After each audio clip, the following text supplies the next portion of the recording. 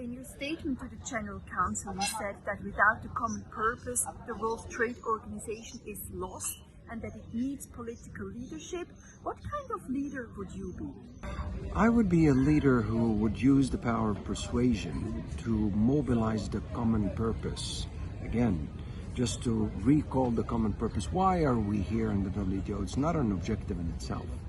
And this is going to be my starting point, because without it, we're lost.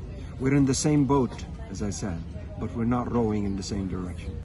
You said that the conversation should not be about the future of the WTO, but about the WTO of the future. If you become the next Director General, which would be the first reforms on your agenda? First of all, I would want to reactivate the negotiating function of the WTO, which has failed for the past 25 years. The ability of people to sit around the table and talk about problems. And the problem with the WTO now is that all its functions have failed. Even dispute settlement, which was the strongest function for the past 20 years, because of this imbalance between the regular functions. So the first thing is to restore the balance across the different functions, but start with the negotiating function. You said that the Director General needs to be an honest broker and play the role of a facilitator. If you are selected the new Director General, how would you negotiate in the trade war between the United States and China? First of all, I would mobilize the political will on both sides by convincing them that it's in their interest, both of them, to look at the WTO as part of the solution, not part of the problem. The WTO has been a great success for both of them, for China and for the United States. And I think the tensions that we see now to a large extent are due to the malfunctions in the system, because the WTO is designed originally to avoid these kinds of tensions. So if we can reset the system and invite them both to the table and try to separate the trade tensions from the broader political and geopolitical tensions that we have, and try to look at the trade agenda from the point of view of having a win-win outcome for both of them. How would you like to see China's role inside the WTO going forward?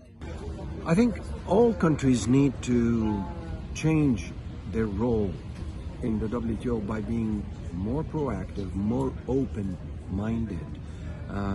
And this goes even more for the big players like China, the US, the European Union, and the big trading nations.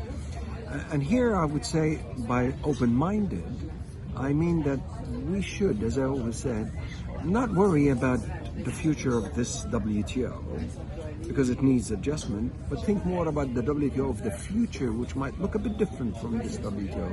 So let's approach the reform process with an open mind and with clarity of purpose. Again, I come back to the common purpose, because the WTO is not an objective in itself. The WTO forecasts in April that global trade will plunge between 13 to 32% in 2020 due to the coronavirus. How can the trade body help revitalize global trade, especially in the recovery phase? I would distinguish between short-term and long-term. In the short term, the WTO must play its role as the framework that ensures that any measures taken by governments in the face of this crisis is consistent with WTO rules, is transparent, and is subject to monitoring. And this raises the comfort of the international trading community. In the long run, in order to support economic recovery post-pandemic, the world needs a strong WTO, because it's a WTO that guarantees the stability and predictability of trade conditions, and this is necessary for trade growth.